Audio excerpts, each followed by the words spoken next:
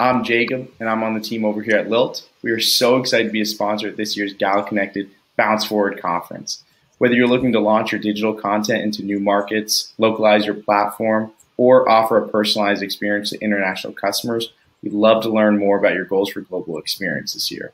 We work with brands including Canva, Intel, and ASICS. So come stop by our booth to enter our AirPods raffle. There will be multiple winners, and we'd love you to learn more about Lilt's AI-powered translation solutions. We'll see you there.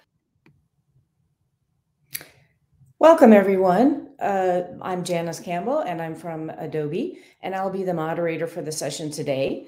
We have a fantastic team from We Localize, and we will have 3 presentations. The first one from Aaron Schlein, who is a senior solutions architect specializing in linguistic AI. Over his 25-year career in the language services industry, he's done it all, from emergency room interpreting to sound engineering for voiceovers, teaching Spanish and English as a second language, to building online learning programs for cross-cultural communications. And at the end of the day, Aaron loves solving complex problems and has been working with major tech companies on AI data initiatives for more than a decade. When he's not building language solutions, Aaron loves his work advocating for the disabled community, playing volleyball, teaching himself his latest instrument, which right now is the banjo, and learning Catalan, his pet language. After him is Jan Cambra, who is a machine learning and NLP engineer in the R&D team. Because of his passion for languages, he recently started to work in the industry after obtaining his master in statistical models and methods, with a minor in data science from the Institut National des Sciences Appliquées de Toulouse. And Jan has contributed to implement We Localize's proprietary NMT engines, as well as building internal NLP and ML tools. He's halfway between production and research, attending to NLP, NMT, and ML conferences to keep updated and find innovative ideas for the company. And last, we have Alex Januszewski, who is Director of AI Deployments, and he has been in the industry for more than 20 years. His PhD is in Slavic languages and literature from Brown University. Alex is a frequent contributor to industry conferences and journals, such as AMTA, GALA, LocWorld, and Multilingual. His most recent work is on MT for litigation and MT quality estimation and smart LQA, which is the topic of his presentation. In his spare time, he enjoys racket sports like squash and badminton and anything with being on the water, which certainly is understandable since he lives in Boston. So he likes to boat and kayak and swim. And he also writes short stories and poetry. So now I will give the floor to Aaron. Thank you. Hey, everybody. Great to be here with GALA again. Let me share my screen to get our presentation up here.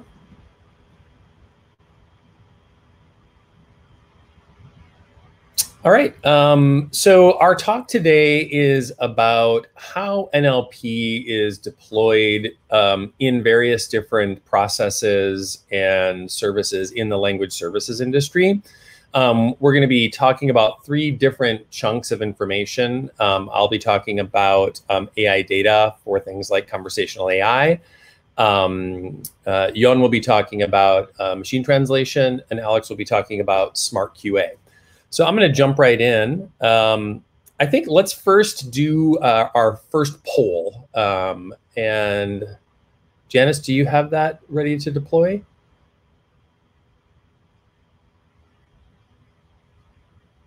Oh, no, that should be Suzanne. Oh, sorry. Suzanne, is that ready to go? There she goes. All right. So first question, how important to your business will AI data be in 2022? And this goes out to everybody. I know we've probably got supply side and client side people here, but whether you're thinking about it from your supplier perspective or as a buyer of AI data, let us know. What do you think? Is this going to be a not very relevant aspect of your business, kind of important, very important, or crucial?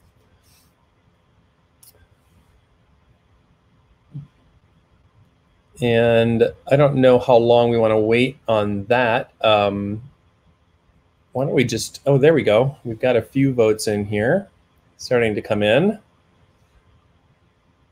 So nobody's saying that it's not relevant. Looks like we've got quite a lot of people here that are in the middle, that there's some sense that it's a little bit important, and so that might be an emerging thing. Let's talk more about linguistic AI data. Oh, and we're back on here. So I think I'd like to try to get out of the poll and go back to the slides. There we go.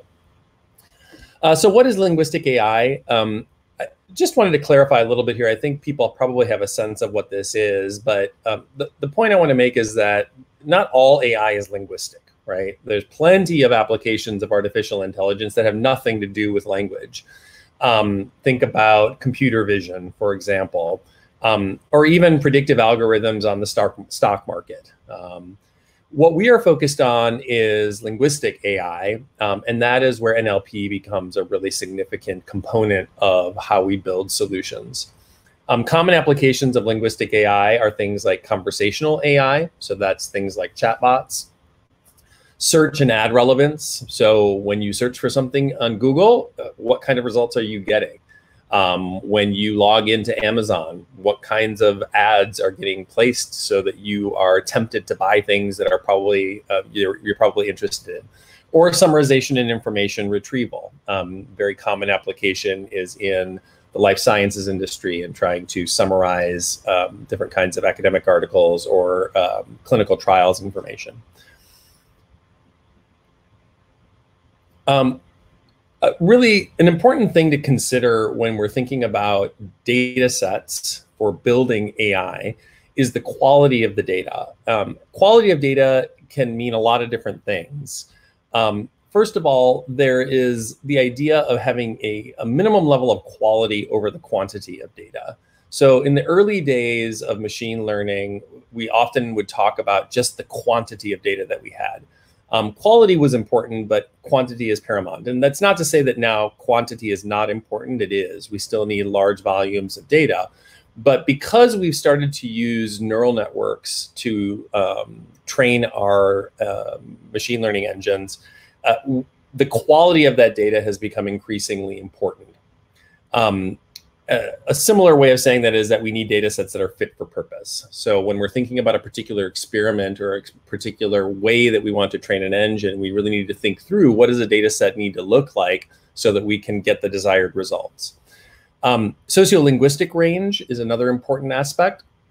Here we're thinking about, in particular, imagining a case where you have a conversational AI and you're trying to include a lot of people from a lot of different backgrounds in a particular language. We need to think about those things. It's not just a pure linguistic academy art, translation exercise. There's not a right answer to these questions. It's about capturing a wide range. Domain and locale specificity are also important. We can't just train an engine and then expect it to know anything about life sciences. If we want it to understand language related to life sciences, we need to train it on information around life sciences. We also need to train it on data that is related to life sciences in Czech Republic versus life sciences information in Australia. Those things are going to have different components to them because cultures are different in different parts of the world. And the last piece is just ingestibility. We can do all of this work, but if the machine cannot ingest the data that we have generated, it is all for naught. So when we think about the life of data, it's a pretty straightforward process. We need to ingest that data, then we train our engines, and then we use similar sets of data in order to test whether our engine is producing the results that we were expecting. Some important things to think about when we're considering NLP and how NLP is deployed for AI data. The first group of ideas that I want to talk about is just linguistic compliance. So again, when we're thinking about how the machine can actually ingest information, we need to make sure that the data is actually fit for purpose. So For example, typically a client will have a set of conventions that need to be followed linguistically so that then the data is apt for the use case. An example of that would be using data that is designed for spoken modality versus written modality. So we would need NLP tools to control for things like you can't have a numeral in the data set. The number 1 would need to be written out as the word one. Or depending on how the data science team has designed a particular machine learning system, initialisms might be handled in different ways. Is it expecting that an initialism like FDA is written as FDA, no spaces? Is it expecting F period space, D period space, or F period, D period, A period, etc.? So we need to know what is the machine expecting and ensure using our NLP tooling that the data sets are compliant with those expectations. Another example is just Unicode characters and the correct versions of those. So this is just an image of the various different kinds of quotation marks that can exist. Some of them are language specific. And the idea here is that, that usually an engine will expect a certain kind of quotation mark in order to make sense of it. Or it will make sense of different kinds of quotation marks in different ways. So these things need to be clearly identified up front, and then we can use our NLP tools to ensure that we are properly implementing those in the data sets before we deliver them to a client, or a client can properly vet a data set deliverable to make sure that those things are accurate. Another way that we use NLP around linguistic compliance is for training workers. So a good example of this is, we Localize has some of our different service lines we have use cases where we will use NLP tooling to create an automatic feedback loop for our workers. So when they are trying to learn a new kind of work stream, a new set of linguistic conventions, we can quickly supply them with feedback and specific errors so that they can learn from those errors without the expense of trying to have human training or human review of the work that our suppliers are performing. Another way that we use this is targeted QC. And this is somewhat similar to what Alex is going to talk about, but I'm thinking of this from a data perspective of just AI data. When you have large data sets, it's really hard to QC them in a meticulous way. So we will use often NLP tools in order to focus our human QC effort on the things that are most likely to be errors. NLP tooling also allows us to measure the effectiveness of our QC in different steps of a process. So we can see, using things like an edit distance analysis or a semantic distance analysis, we can see, did the work that a QC step was designed to do, did it actually have the desired result? Or are we seeing really relatively zero change in the data? Another area of NLP usage as it relates to AI data is corpus management. And when I say corpus management, I mean an entire set of data that is going to be delivered to a client, or if you're on the client side, an entire set of data that you're going to ingest into your machine learning system. Domain coverage is one area of corpus management where we would use NLP. So an example of that would be looking at a corpus, a set of data, in order to determine with what frequency are particular domain-specific terms used in that. That can give us an indication of whether that set of data is domain-specific or not, or sufficiently domain-specific. We can also use different kinds of NLP semantic analysis to perform a similar kind of analysis around domain specificity. We can also use our NLP tooling to look at data diversity. So often for machines to learn, we can't keep supplying it with the same data over and over and over again. It needs a very rich and varied set of data in order to maximize the machine's ability to learn. So one example of that is just the level of diversity at the sentence level in a corpus.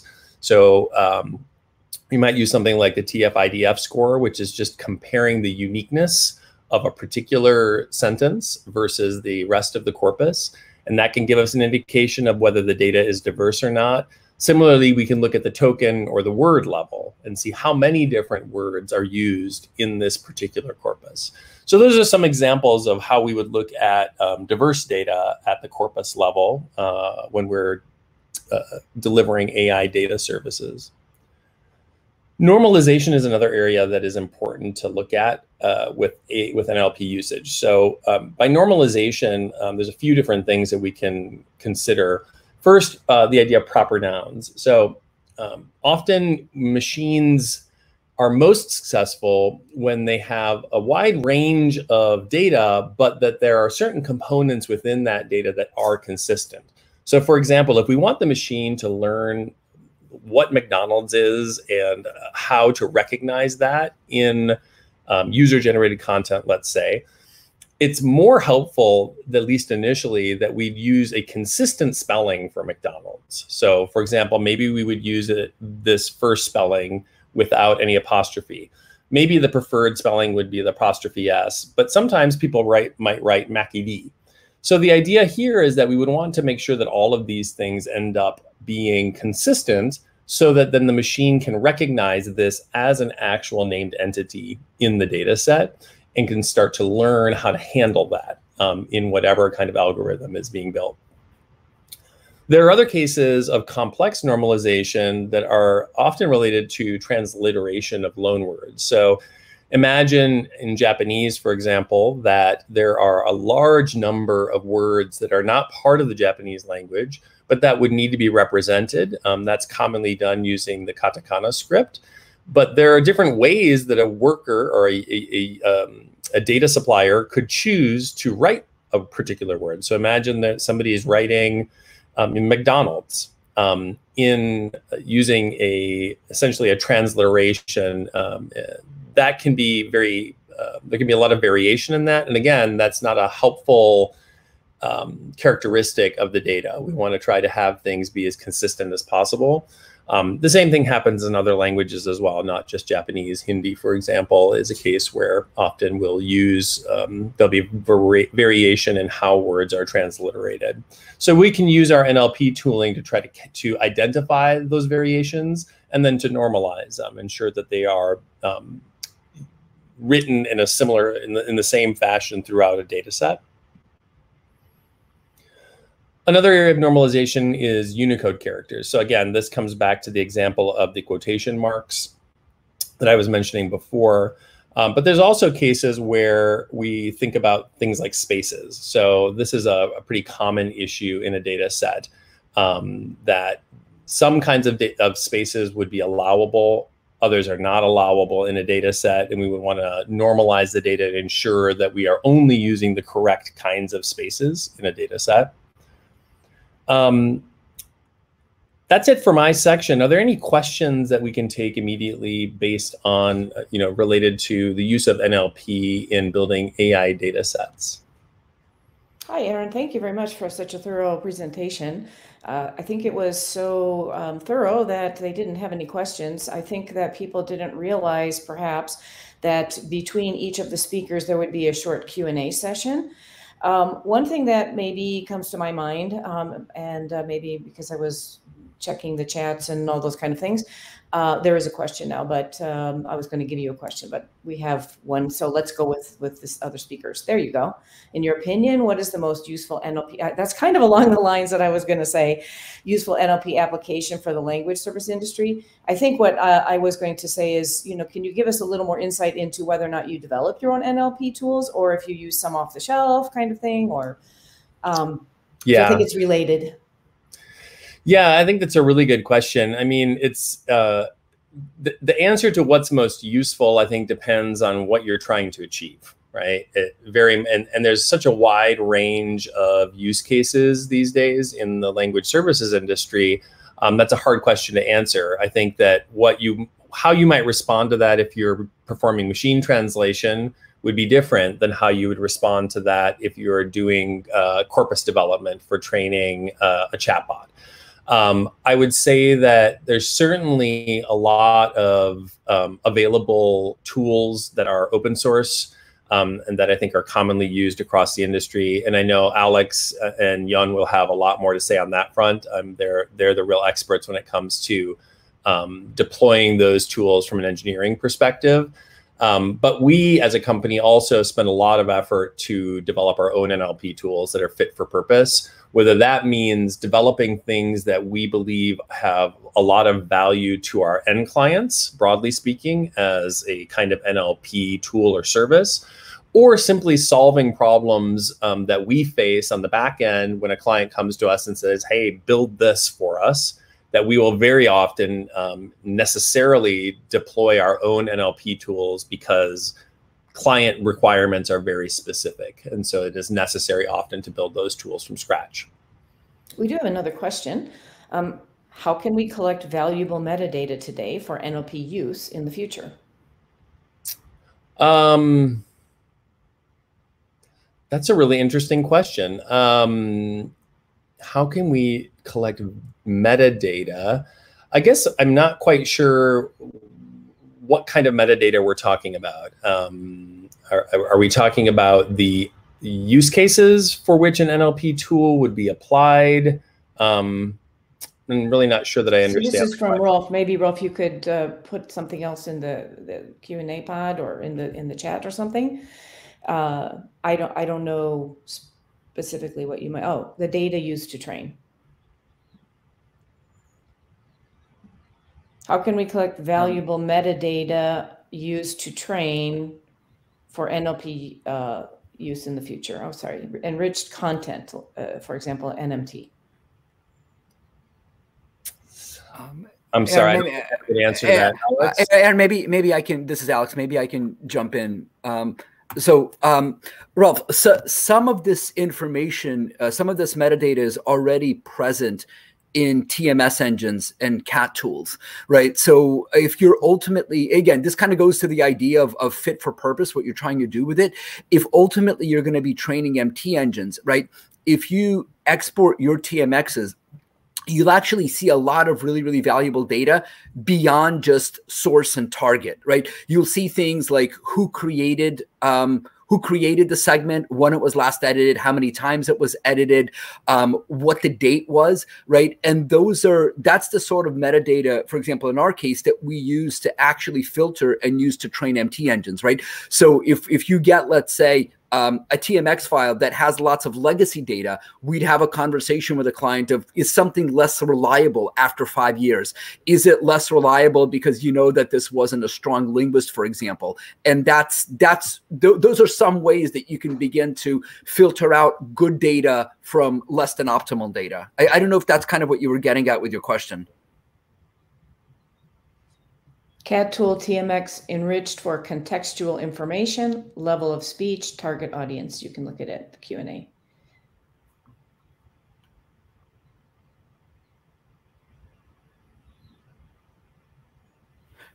Yeah. Okay. So some of my answer went to that. The level of speech and target audience, I think that will depend on the CAT tool or TMS, whether they would give you the ability to introduce some such custom fields, right? One of the ways of getting around that is by actually having a naming convention for the project and the file, right? Because then you'll actually have that information as metadata for those tags. Okay, is that okay, Rolf?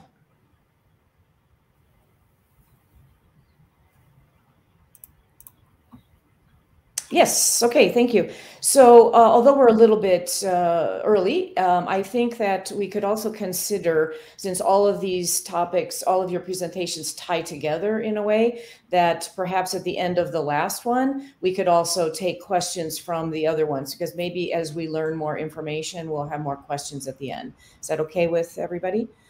Okay, great. So let's go to Jan in your presentation, please. Okay, and let me share my screen. Okay.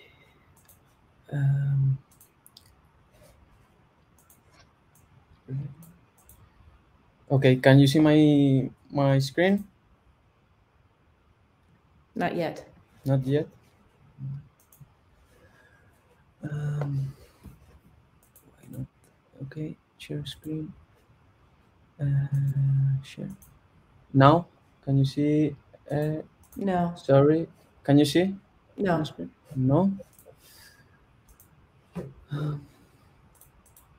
I mean, worst case, maybe Aaron, who has it, could walk through it if you can't share, but Yeah. try one more time. Okay. Using the PDF version was successful for me. Yeah, we're not even seeing his screen share at all. Yeah, no, it's yeah, Aaron, sorry, could you do it for me, because it's asking me for permissions right now. Oh, no worries. Yep, got it. Thanks. Okay.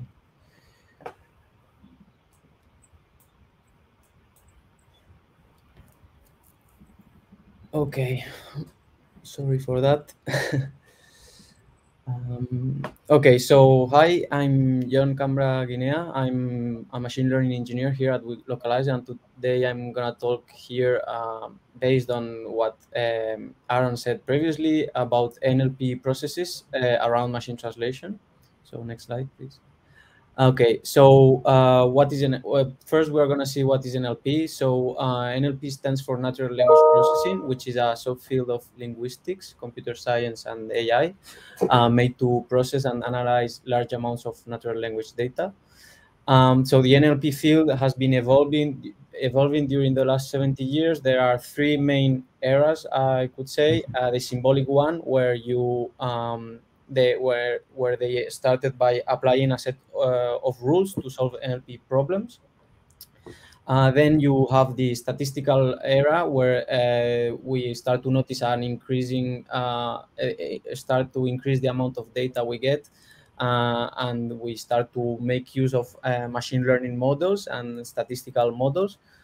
So an example is the statistical machine translation engines that were developed during those years. And currently we are in the neural NLP era, where we have this rise of deep neural network, and we have more and more computational power and more data. The latest events were discovering language models, neural machine translation architecture, word embeddings, and so on. Next slide, Aaron, please. Okay, so we are going to see how is NLP infused in our machine translation, in a classic machine translation process. And from there, we will see the NLP task that you can do before translation and after translation. Next, Aaron. Okay, so what is NLP in our current classic machine translation process? So you have a wide diversity of tasks in the NLP field, such as part of speech tagging, syntactic parsing. Then you have the subfield of natural language understanding, which is very interesting, where you have things like sentiment analysis, which is classifying text depending on the sentiment of the author. Summarization, Q&A, paraphrase, and you could imagine more and more, like machine translation and many others. So in our NMT workflow, in a classic NMT workflow, I'm going to divide it in two parts, the presentation, but here I want to just present before what I talk when I talk about the workflow. There is this first step, where this first part, where you train a neural machine translation model. So to do that, you need to do previously an NLP task of cleaning the parallel data you get from a client or from some website. And then you have the second step, where you, in production, you already have your engine and you want to translate a segment. What do you do? So first, we will see that it's important to do domain detection, and after the translation, always good to have quality estimation and automatic post-editing. Next slide, Aaron, please. Okay, so let's see NLP before translation. So cleaning parallel data is an important step to have high quality models, as Aaron said earlier. So we require massive amounts of high quality bilingual parallel data, and in order to learn how to go from one language to the other. The corpus can be noisy or misaligned. What I mean by that is that you can see expressions that you don't want to see in your corpus, or you can see because of formatting errors or errors from some from the people creating the files, you can see some misalignment. That means that the source translation, so the source sentence of some segment, does not correspond to the translation of the target. So there is, for some reason, not corresponding data, and that's the data you're going to use to train. So you want to avoid this sort of scenario. So that's why we clean data, and you might need have other requirements from a client. So that's why we apply two main steps. First, some edit steps where you just remove and replace expressions you don't want to be in your corpus. It can be like removing tags, fixing Unicode as we saw earlier, removing bullets, replacing expressions, for instance, to anonymize data. And then as a second sort of operation you can do on the parallel data is applying filters, such as removing sentences with too many numbers or too many punctuation characters. This is a classic step you do when you want to create a general engine, because you want to focus purely on natural language, on grammar, on syntax. So you don't want to get weird codes or non-natural language, because you want purely to focus on how to go from one language to another. Then you also have operations like the duplication, like removing empty segments. And the most interesting one and most exciting one for me right now is removing misalignment with sentence embeddings. So next slide, Aaron, please. Okay, so what I mean when I mean removing misalignment, it's basically removing sentence pairs which are not corresponding translations. Okay, so to do that, the idea behind that is that we make use of multilingual language models, which can represent sentences across different languages as vectors into a single space. Okay, so here, for instance, you can see that we have sentences, a list of sentences, and the idea is that the language model will give you a vector representation of each sentence, no matter the language you are working with, so that you can have a unified representation of the sentences based purely on the meaning, on the semantics. So here, for instance, you can see that how are you and its translations in French and Spanish are very closely represented in the space because they have the same meaning, whereas they are far from sentences talking about the weather. Those sentences, however, are closely represented between them. The sentences like nice weather and sunny day are closer than how are you and nice weather, because they talk about the same topic. So the idea is how to detect how to measure that similarity. Next slide, Aaron, please. So to do that, we make use of the cosine similarity, which is basically measuring measuring the angles between two sentences. So here in our example, we have two sentence pairs going from French to English. So you have on the source side "ça va," and then two target sentences: "How are you," which is actually the translation, and "nice weather." So what we do is we compute the cosine similarity, which will return values closer to 1 if the angle is small between two sentences. So for instance, we measure, for the first example, the blue arrow going from the origin to "ça va" with the black arrow going to "how are you." Okay, so that angle is very small, therefore the cosine similarity is close to 1, so meaning that there is a high similarity. However, if you measure the "ça va" with "nice weather," you see a large angle, therefore the cosine similarity will be closer to 0, and you can say that the sentences are not very similar. So what we do is we compute those scores that you can see in the third column, and from that column, what you do is you remove the sentence pairs where you have a cosine similarity below a certain threshold.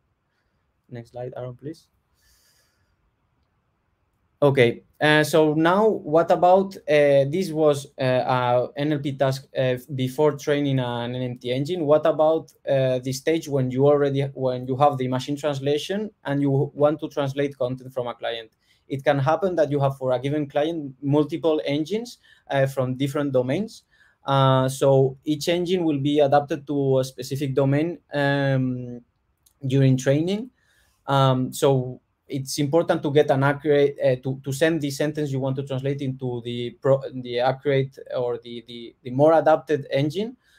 So sometimes in production you can get from a client data mislabeled or data not labeled at all, and you have multiple engines and you want to decide which one is the best one. So an idea you can have is why not classifying the sentence, trying to detect what is the domain, the corresponding domain, so that we can get high quality translations.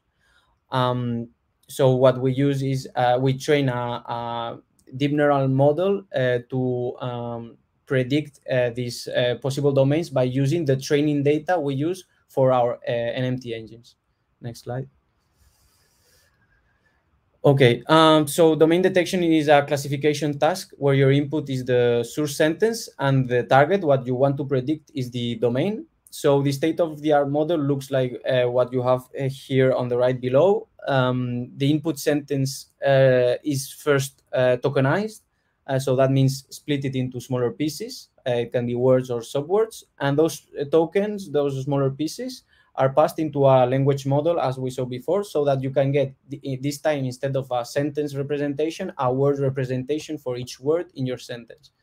Those vector representations are then passed into a classifier, which will produce the probabilities, a list of domains and the associated probabilities of that particular sentence belonging to one of the possible domains you have.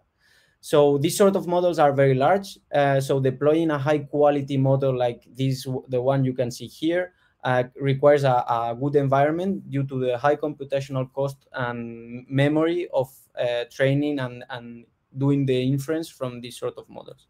Next slide, please. Okay, so we have seen NLP before translation. What about NLP after translation, which you will see that it's very, very interesting. So first, NLP problem that you can have is quality estimation. So this is very useful in production, and this is the real scenario where you translate some content from a client and you want to predict the quality, but the client only gives you the source sentence, so you don't have any reference. You only have the source sentence and the translation. This can be very can optimize the process by saving linguists' efforts of evaluating massive amounts of data, flagging dangerous translations that can be prioritized to be edited, and extract different descriptions or insights to internally or to the client. So the idea is that, given two inputs, the source and the translation, we want to produce some output similar to quality metrics like human direct assessment, or post-edit metrics like h-ter or the p-distance. So in this field, there are two main methods: the supervised methods and the unsupervised methods. The supervised methods learn how to reproduce an existing metric, like direct assessment or post-edit metrics, thanks to labeled data. And then you also have the unsupervised methods, which are methods producing some metric without training on that particular task, but correlated at the same time with some quality metric or post-edit metric. Okay, next slide. Okay, so on the supervised field, we have three main frameworks which are well known. COMET, which stands for, well, the three of them, I want to first make sure that we establish the basis from this. The three frameworks rely on the same sort of architecture, which is very similar to what we saw before for domain classification. You do a tokenization, you pass the tokens into some multilingual language models, and after that some regressor, in this case instead of classifier is a regressor because you want to get a score, outputs the expected metric. So we have COMET, which stands for Cross-Lingual Optimized Metric for Evaluation of Translation.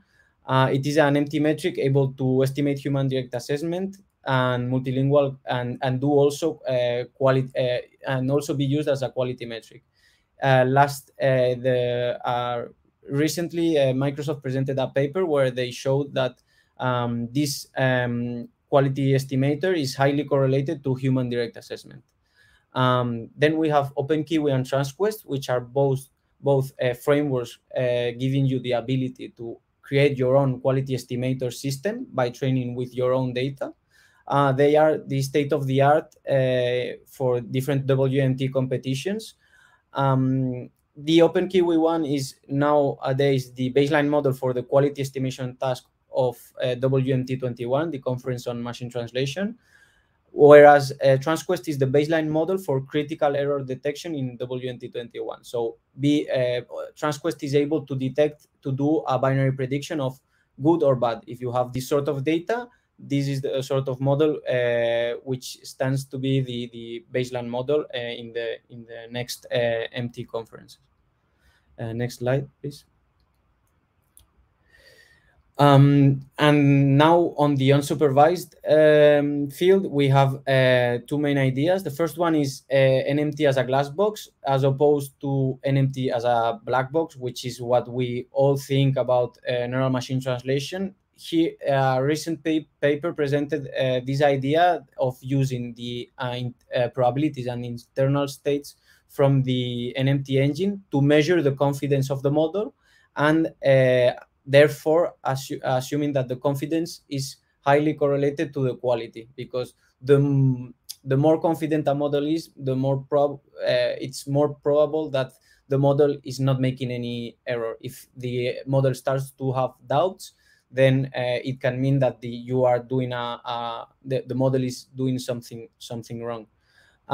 In that paper, they presented three sort of metrics. I will go quick over the three, but basically the group one is making use of the statistics returned by the model. So the machine translation model, what it actually returns before creating the translation is, for each word it will translate, or each token, a list of probabilities associated to all the possible words. So for P1, you will get all the possible words and the different probabilities that the model the probability returned by the model that each word should be created at that stage. Okay, so by using the statistics from those probabilities at a word level, like the average, the entropy, and the standard deviation, you can measure how confident how confident the model is. And this has been proven that it is a good way to measure the quality of the translation. Then you have the group two, which is basically comparing the same translation, but with different perturbations. So you pass a source sentence and you translate it several times. Each time you will do a different perturbation. If the translation produced after each perturbation is very similar from the others, then that means that the model is very robust and very certain about what's the correct translation of that particular sentence, and therefore probably doing something, producing some high quality translation. Finally, the group three, which is basically using the attention weights, but that is the less correlated metric. And then on the other hand, we have the PRISM, which is relying on a similar idea. It estimates the quality of a translation with a multilingual NMT based on the probability to produce the hypothesis or the translation that you have given the source sentence. So here, for instance, you have an example where you had as a source sentence "Hello World," and the translation returned by the model was "Hola Mundo." So PRISM, what it will do is it will pass the source sentence "Hello World" to the multilingual NMT, and it will search on the other side, or on the translation side, on the probabilities list, the two words that were in the translation that you had at the beginning. And from there, it will just simply compute an average probability of the words that that you had on your translation. Next slide. And then on a similar idea, we have the automatic empty metrics, again to save time on massive amounts of data that sometimes need to be evaluated by humans. We have in this scenario, we would be evaluating the translations by having the source, the translation, and the reference. There are string-based methods that you probably all know, like BLO score, TER, P distance, and so on, which are measuring simply if the strings or the words or the characters appearing in the reference are present in the translation. These sort of models have been have shown some weakness because they are not very correlated to human direct assessment.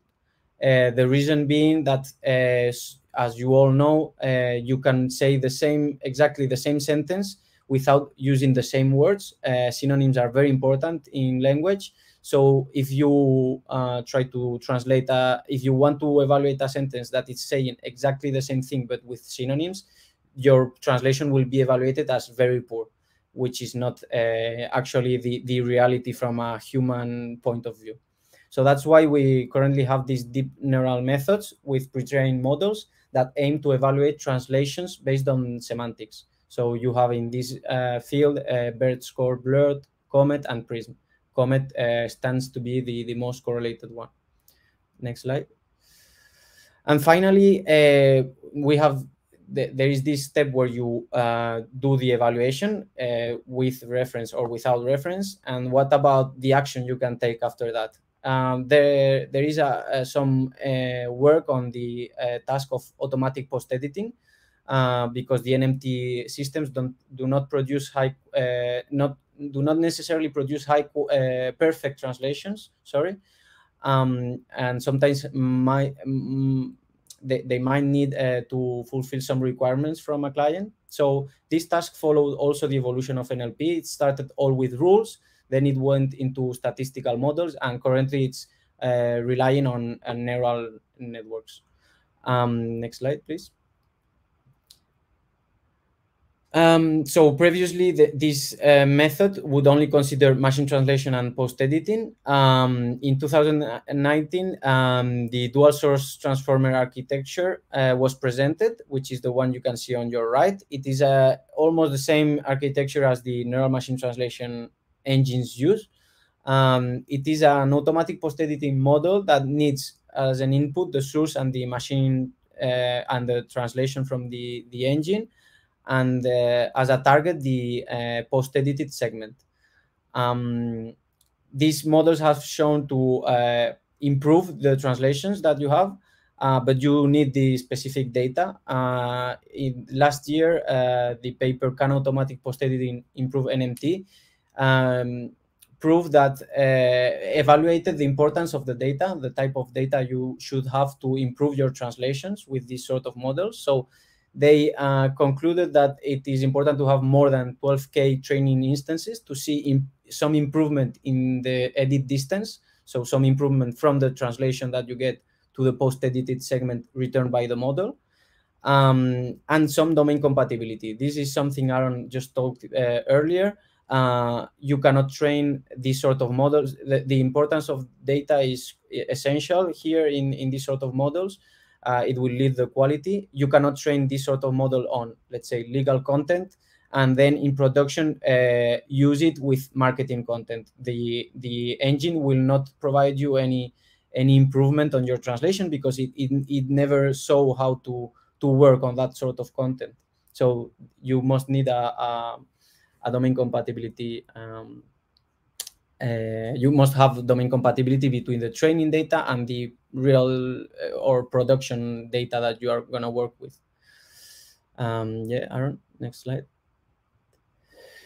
So just to conclude, we have seen that the NLP field is growing and growing in the last 70 years, reaching the neural NLP era.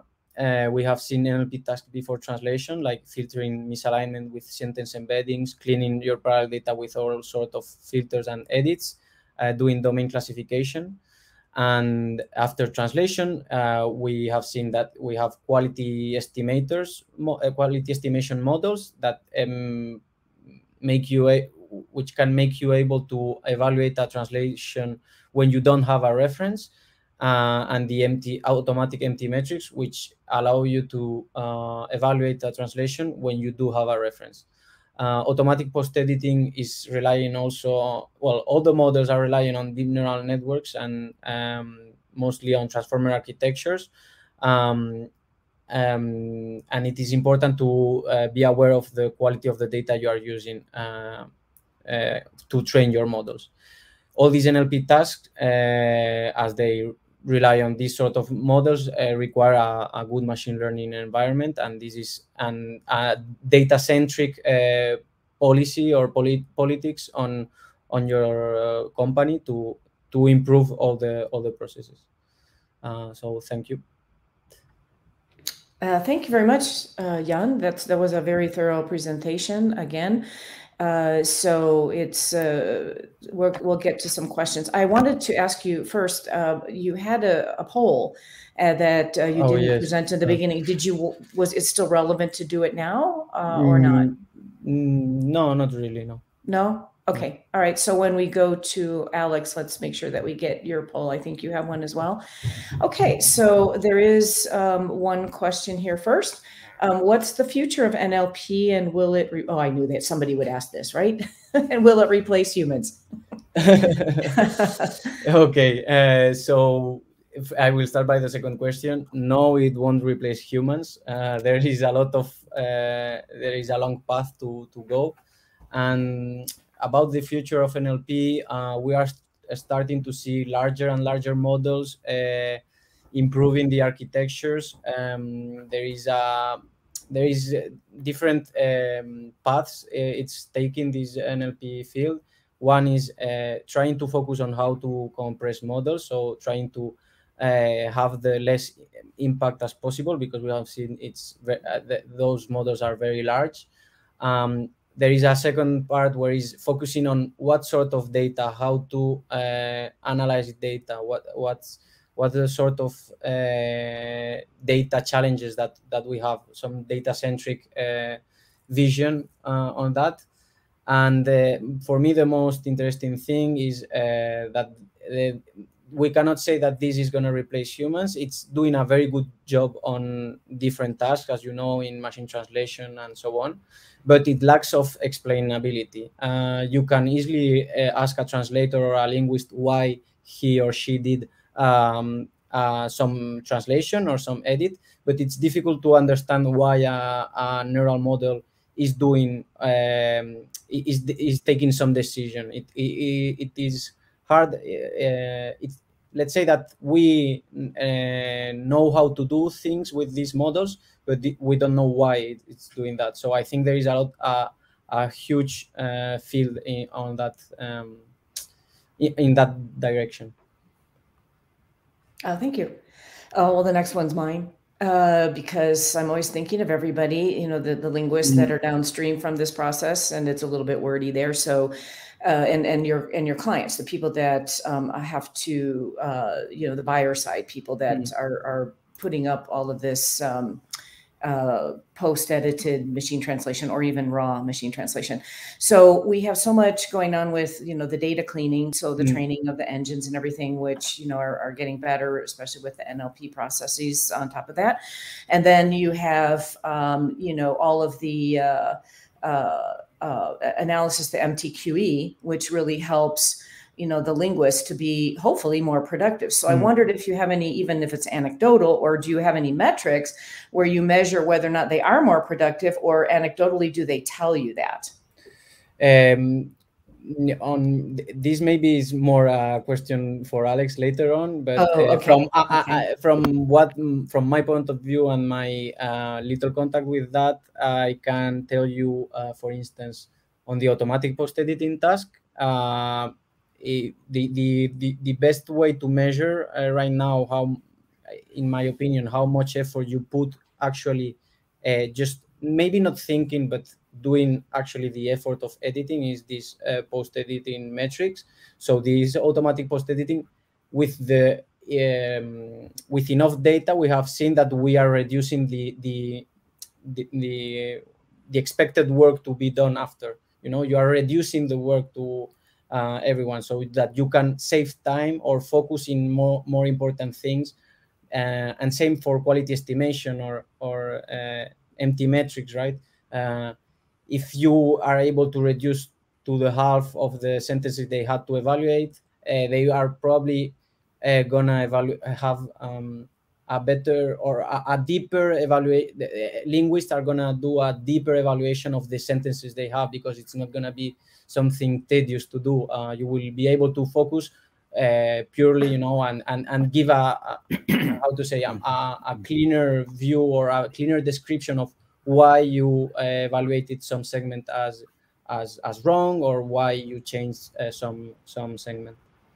Okay, so we'll ask Alex later, and I have one more question. But so Alex can tell us more about whether or not your clients also feel like it's less stilted, empty kind of thing.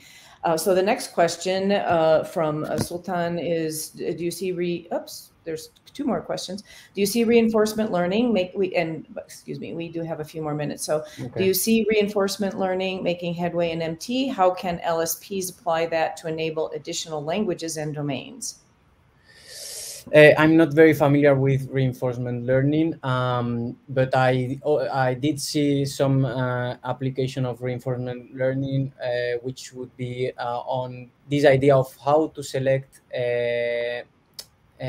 the best, similarly to what we saw about the domain detection, how to select the best engine by just doing some reward functions. So by creating some reinforcement learning, you would be able to have a process which is able to select little by little the best model to translate a given sentence. So that's the only application I have seen so far. But I'm sure there is a lot of things to do. Reinforcement learning is a super interesting application. And what was the second part of the question? Sorry. How can LSPs apply that to enable additional languages and domains? Oh, but we have a new question too. So that's the new question that just popped up there. Okay, the new question. I'm sorry. It's okay. Neural models are still not intelligent by themselves. Work with very narrow scopes. What can LSPs or implementers of NLP to do to add context and cultural intelligence to empty output? That's a very interesting point. If we want to go deeper, what is intelligence? But I see your point. They are not intelligent by themselves. How to add context and cultural intelligence? Context, there is a growing field of creating context-aware machine translations. In the past, you would simply extract individual sentences to train it, but more and more, we are trying. The researchers are trying to create models that can take into account what was the last sentence and the previous page or whatever. So in that sense, you can. The models are aware of aware of context inside the sentence, and from other sentences is starting to growing. Regarding cultural intelligence, the only way to add this sort of knowledge in your data is knowing it's first defining what is cultural intelligence, and if you are able to define that, then add it as some sort of metadata or data in your content. And Sultan, I love the question, and I think it's very interesting, but I think it's there is a lot of unknown things. Cultural intelligence can be just, for instance, for me, cultural intelligence, it can be also understanding how, not only seeing the text, but also understanding inside the text how angry or how happy the person is, because you won't be translating it the same way. So that's, for instance, some sort of cultural metadata that you could add, and people do it, can do it, and it's easy to do it.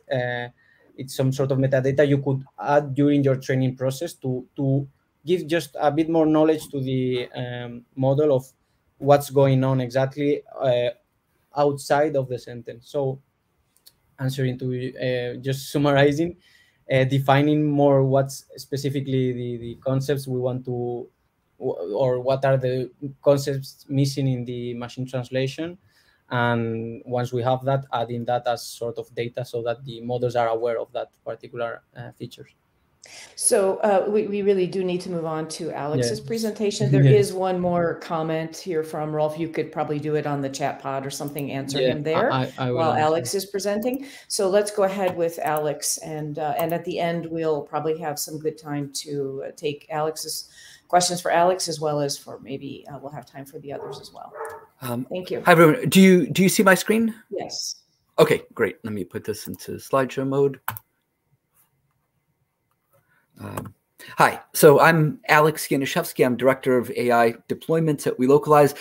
My presentation will be a nice bookend to what John was talking about, right? So he was talking about what natural language processing is, right? What NLP is, how it relates to how it can be used before translation and after translation, right? In my case, I'm going to be talking about a concept that we've been using called Smart LQA, and the sort of NLP processes we have in Smart LQA, what it is and how it can be used. So if you don't mind, Suzanne, to put up the poll, please.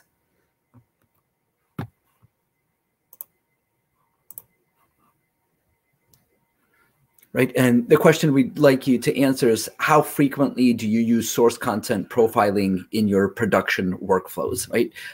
You never use them, rarely, or sometimes, right? And we just give it about 20 seconds or so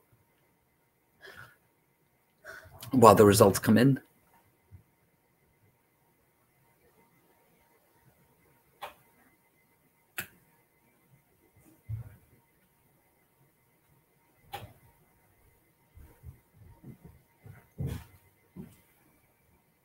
So hopefully, Suzanne, hopefully you're seeing things come in on your side. Oh, there we go. Okay. So if you, right. Okay, guess let's give it one more moment or so. So looks like we've got never 25%, rarely at 50%, and sometimes at 25%. Okay. All right. Let me go to my presentation. So hopefully the people who are using it never or rarely, hopefully this will give you some ideas, and you'll be more interested perhaps in using them, using these ideas a bit more. So I wanted to start off with some lyrics from a famous blues rock song by George Thorogood. This is from the 80s, so you can see how, you know, somewhat dated and cool he's looking for the 80s, but not so much right now. What I thought was interested in the lyrics here, just kind of as a humorous way to start, the song is called Bad to the Bone. And kind of this is the metaphor that I'm using here, that we're going to try to find objectively, we're going to try to find features that will mark our source content as being bad to the bone, right? And flag that, right? And then we could do the same thing on the target side, right? So that's kind of the idea that we're playing out here. So as far as what we're going to talk about, I know obviously most of you, if not all of you, haven't heard about what Smart LQA is. I'm going to introduce the concept, talk about what it is, talk about when it's used, in what fashion it's used, how it's used, and kind of what are the next things that we're thinking in doing for it. And hopefully you might be inspired to do something similar for your organization. So what is it? It's basically a methodology to inform strategic global content business decisions through AI, right? By using AI, right? And when we talk about strategic global content business decisions, I know that's a really, really long phrase, and probably in and of itself, that's a very complex phrase, right? But what is it that we're trying to get at? We're trying to figure out whether the source that we're going to need to localize into a bunch of different languages is suitable or not in the first place, right? We're going to try to predict content that's at risk, both on a file level and on a sentence level.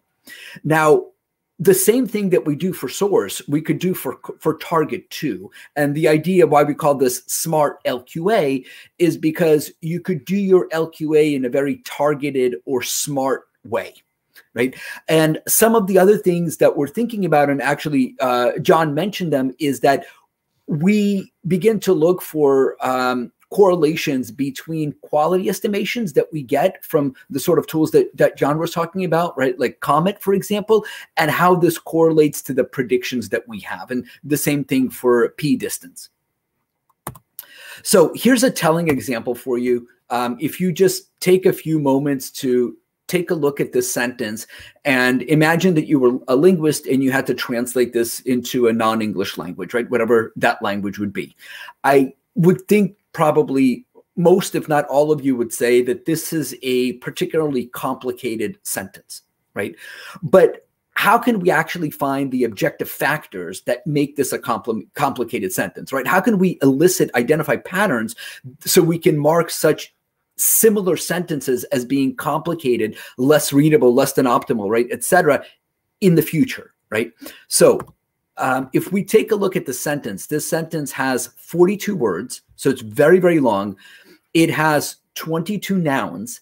It has 19 long words, meaning words that are polysyllabic, and it has 9 complex words, words that are 9 characters or more, right? So these are some of the features that we're using, right, to show that this is a very, very long and problematic sentence, right? And here's a list of all of those 22 nouns, right? And also one of the other concepts, I'll hop back to the sentence here for a moment, right?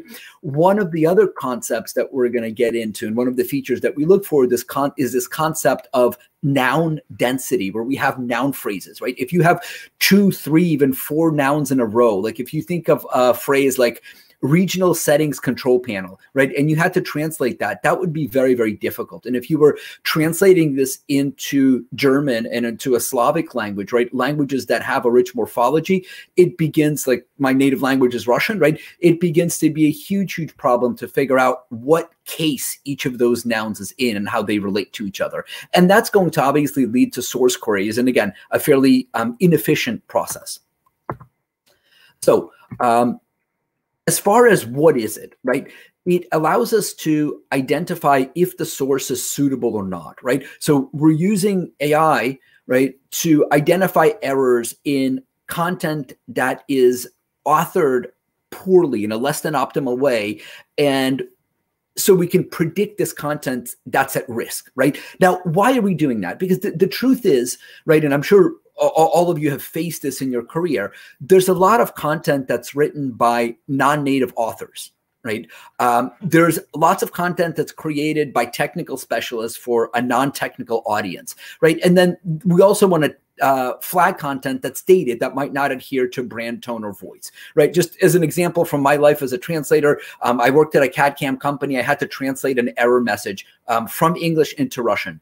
Degenerate geometry. No clue what that meant. I know what geometry is. I know what a degenerate is. Couldn't put the two of them together, right? Went to speak with a developer who was also Russian. He gave me a dissertation on mathematics and physics. And then he basically said, well, what we're saying is that the software is unable to do calculations because you gave it invalid inputs, right? And after 15 minutes, I said, well, could you have just said that in plain English instead of just writing degenerate geometry, or at least put degenerate geometry in parentheses so the rest of the world would know, right? So it's this type of, I mean, I use this as anecdotal evidence, but this is the type of content that we're trying to catch, right? Because ideally, rather than having a bunch of people ask the same question in 10, 15 languages, we want to make sure that that content is rewritten before it even goes to translation. Right. We could do the same thing for target suitability, right? So ultimately, great, we've localized. now what, right? Does the translation deviate from the previous style? Does this translation introduce an unnecessary complexity that wasn't present in the source language, right? And ultimately, does this target that we've just produced, does it need to go through LQA for data-driven checks and correction, right? Maybe it doesn't, or if it does, at least there's a very targeted, very smart, pointed way that we can do this. Right. And the last point, right, as I was talking about this doing smart LQA, targeted LQA, right? So rather than kind of putting our finger to the wind and saying, hey, let's check this file, we're going to randomly sample 5%, right? 5% where? At the beginning, at the middle, at the end, right? This will actually tell us, we know that the source here was poor, so chances are the target's going to be poor, right? Or the target in and of itself introduced unnecessary complexity. The other point where this kind of comes full circle for the life cycle is ultimately we can take this data to retrain engines, or kind of to the point that John was making earlier, if we know that a sentence is written poorly in English, maybe even though it's been translated perfectly well, maybe we don't want to use that data to train the engine because we're going to continue fostering this idea of complexity, which we don't want, right? It just gives us data points to think about. So I've been kind of alluding to the content lifecycle. I think this is a nice way to present this diagram, right? So we basically have source, right? And the orange parts are where the smart LQA methodology comes in, right? We have the source. Before we press that button, that submit button that's going to go off into a bunch of languages, we can see if the source is suitable or not, right? If it's suitable, great. Off it goes and we do our target, right? If it's not suitable, we come to a fork in the road. We can say, let's push this back to the technical writers. Or if we need to go forward because time is of the essence, we need to get to market, at least we know what's going to cause problems for our production team and we can communicate it immediately. Right? We do the same thing for target suitability, right? So we can see if the target is suitable or not. If not, push it back to the linguist. If it is, great. Let's send it over to LQA so it can be done in this targeted fashion, like I just mentioned. So how is this actually used in real life, right? I've been kind of talking about theory, but how is this really used in real life, right? So the first thing we do is we configure or calibrate thresholds, right? So the idea here is that we're doing this on an average for different features, plus a couple of standard deviations out. I'll show you what I mean by that. The idea is that this should be a relative measure, and we want to capture outliers for that specific domain and product, right? We don't want to deal with absolutes. If we're doing work for a large enterprise and we have the legal department, we have the marketing department, we've got user documentation, those are all relative measures to themselves because the content is very specific to its particular audience, right? So what do I mean by that, right? If we have the example of dogs, right? We've got a big dog here, that's pretty obvious. We've got a little dog, the dachshund, that's also pretty obvious. We've got these three dogs that are kind of in between, right? And this green line is our average, right? So it's fairly clear that this is a large dog. It's fairly clear this is a small dog, right? But what about these? They're slightly above average, slightly below average, right? So when we use the concept of standard deviation, right? That's this blue line over here, right? That allows us to find the true outliers. This dog continues to be very, very big. This dog continues to be very, very small. And these fall within our standard deviation, right? This is the acceptable range, right? So why are we doing this? Because we want to find these outliers. We want to find the ones that are outside of our standard deviation because these are the ones that are problematic, right? So let's take a look at why we're doing all of this craziness, right? So if we take, let's say, this one feature, what's the average count for a sentence, right? Sorry, that's right over here, right? If I just said to you, okay, if it's anything over above 25 words per sentence, that's a long sentence, that's going to fail, right? Well, that's not particularly meaningful because if we were dealing with legal writing, right, like end user license agreements, right, any other contracts, you'll notice that they tend to have very, very long sentences with lots of clauses. Everything would fail, right? Nothing would be below 25 words. By the same token, if we're writing repair instructions, right, and we're writing them, or UI, for example, those tend to be very short. They're very, very concise. If we say 25 words is a fail, everything would pass, right? So that wouldn't help us either.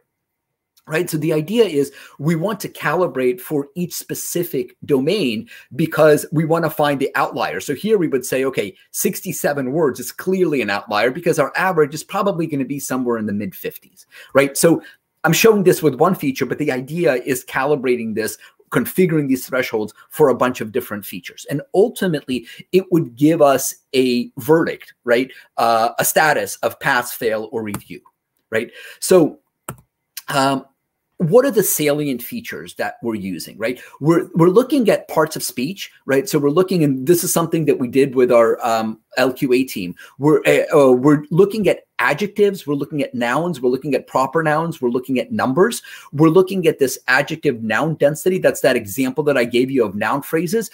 And we're looking for long words, we're looking at complex words, and we're looking for very short sentences or very long sentences. We're also looking at stylistic similarity or dissimilarity based on language models, and we're looking at readability metrics, right? Whether something is complex and not readable. Right. So we're looking at all of these features. And the important point is that these features are calibrated for each domain. Right. So, for example, if I were translating something for the medical domain, the difference, if let's say I'm dealing with a surgical knife, right, that's used in operations, there's a huge difference where that comma is going to go, whether it's going to be 3,3 millimeters or 33 millimeters or comma 0.33 millimeters, right? That really could be the difference between life and death, right? So then this feature, right, based on numbers and based on punctuation can be weighed more heavily for that particular domain, right? This is something that computational linguists and data scientists use. John could tell you a lot more about it.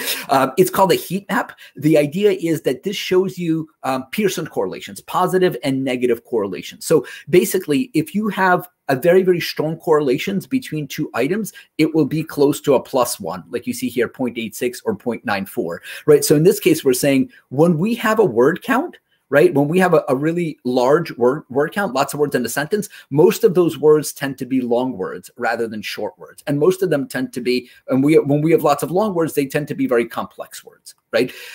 So that's basically two features go up together, right? So kind of the example I usually use is when it's hot outside, right? The warmer it is, the more likelihood that I'm going to wear shorts, right?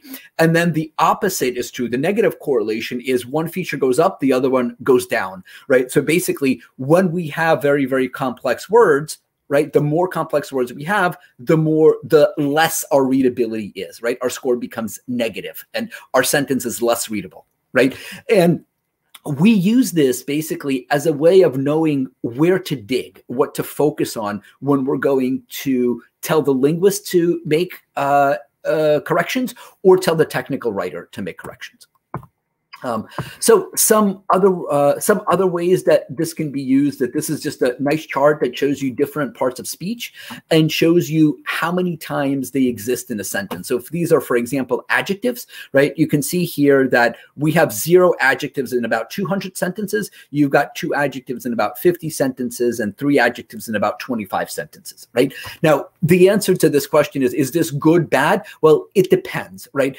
As I was showing you, if it's calibrated, it needs to be calibrated for a particular domain, right? Maybe for UI, this is perfectly good. If I'm writing marketing, if I'm writing copy edit for a trade brochure, I probably do want more flowery language and I do want more adjectives, right? So it needs to be fit for purpose. So what are possible remedies? And I kind of alluded to them before. What if we find that the source is not suitable, right? Perhaps we don't run the project until the source is improved, right? We push it back to the technical writers, they fix it, we rerun it, right?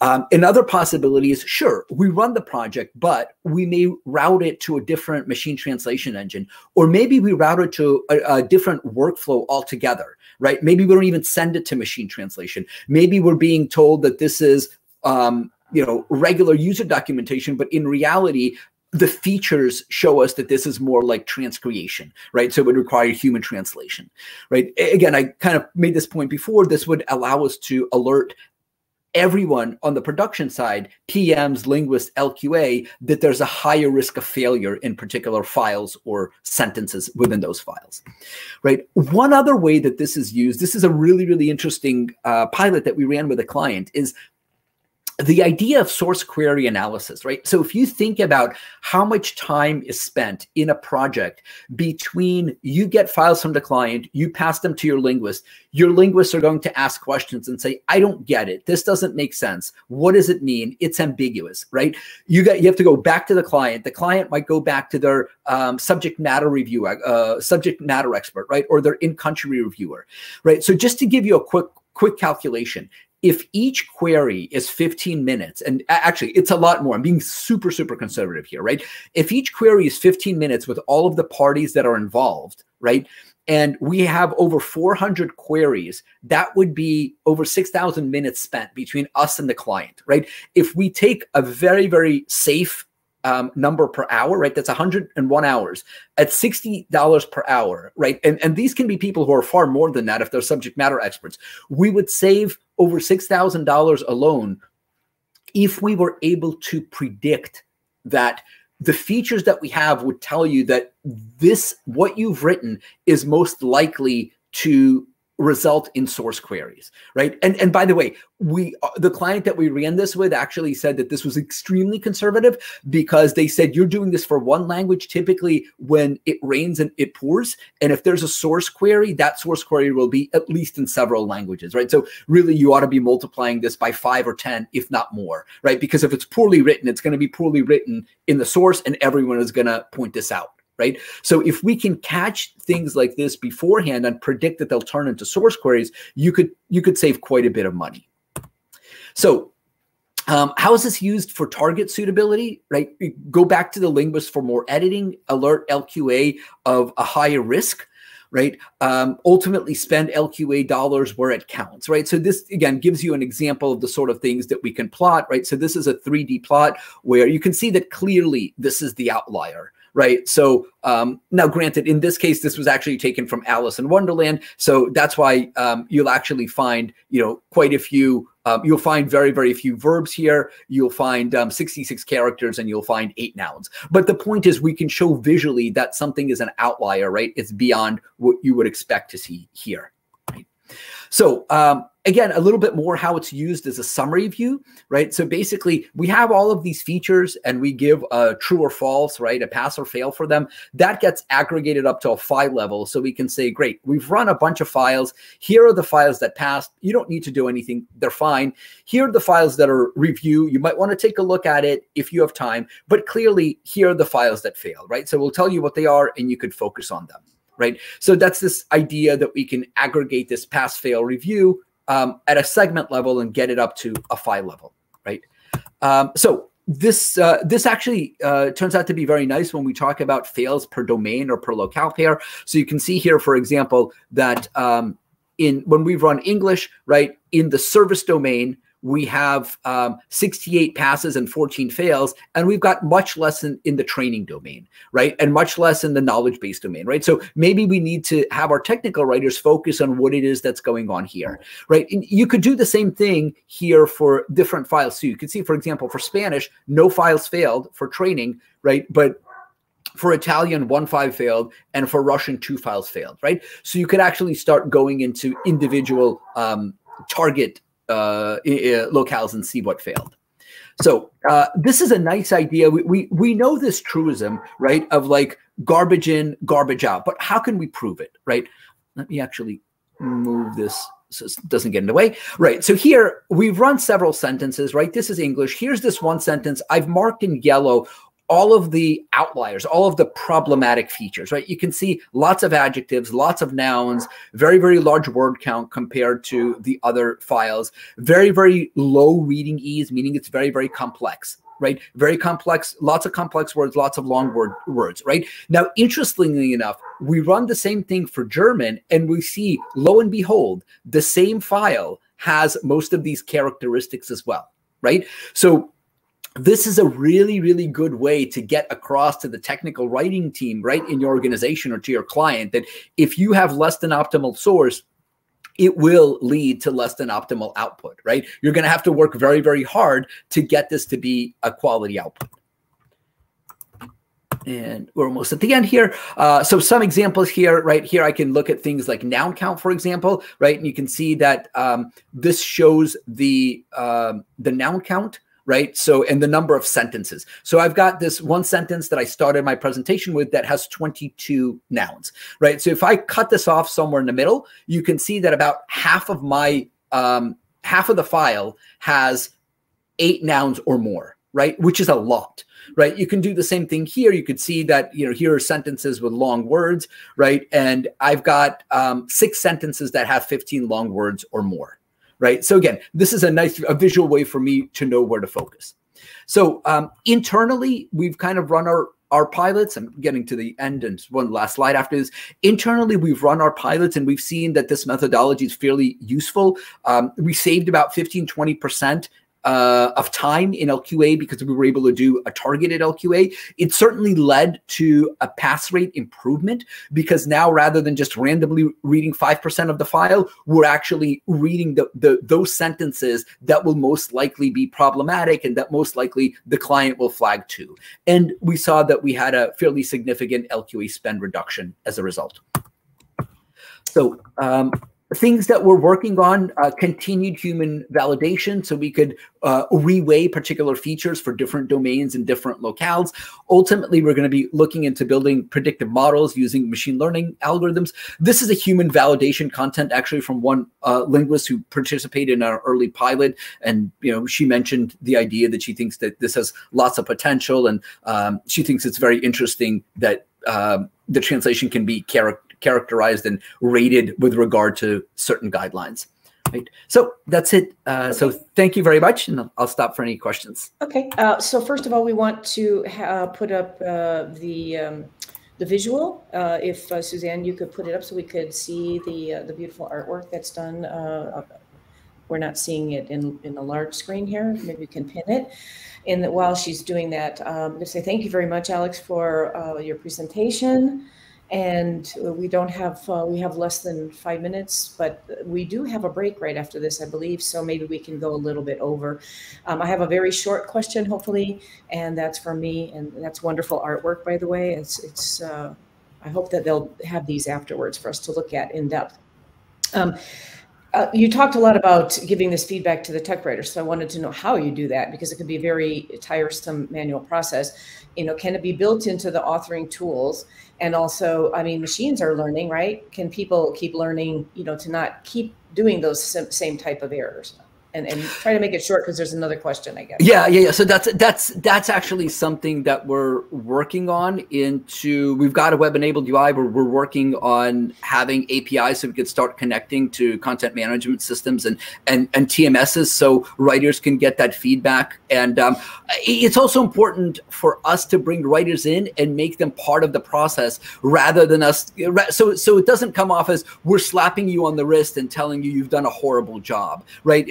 I think part of adoption has to do, both for linguists and technical writers, is understanding how it is that they can contribute and how they can make the product better so it gives them more meaningful results. Thank you. We have another question here from Tim, and I hope your sales team is targeting content development teams versus the loc teams when selling Smart LQA. So I think, what's the early sales targeting look like? So for us, this is still a proof of concept and a thought experiment. It's something that we're not selling just yet. Oh, that was a short answer. Okay. So we have maybe like 3 minutes. So I wondered if, you know, thinking about all the questions that were asked to all three of you, is there anything that you want to bring up right now that would tie it all together and maybe answer some of the other things as well that we had? So just, you know, everything ties together from beginning to end. And I will go back to my question previously, like, so downstream, you know, talked about upstream, but what about downstream? The people that consume the content, the people that have to post edit the content, the people that have to read the content. Anecdotally, have you found any improvements? Have people mentioned anything, or just everything is great and there's no pain points at all? Is this, Janice, is this for all of us? Yeah, any of you. Yeah. I don't have a content. My area of focus is not so much on machine translation, but I did have a comment based on your question, Janice, around what does this mean for linguists and how this technology applies to them. And I did just want to comment that I think that from my perspective, it's a really fascinating new set of opportunities for linguists. So yes, a lot of linguists are passionate translators, and that is their core. That's what they want to do every day. I think there are a lot of linguists out there that do translation because that's what there is. That is the opportunity. If you're a linguist and a freelancer and you don't want to teach, that's what you can do.